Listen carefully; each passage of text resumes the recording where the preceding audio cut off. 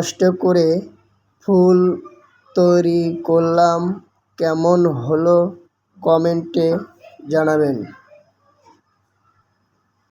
যার কেউ না আছে তার অবশ্যই আল্লাহ পাশে আছেন। না পারি মাঝে আছে বেদনারি সুখ, ভুলে যেতে চাইলে ভাসে তরি। ফুল তৈরি করলাম, কেমন হলো।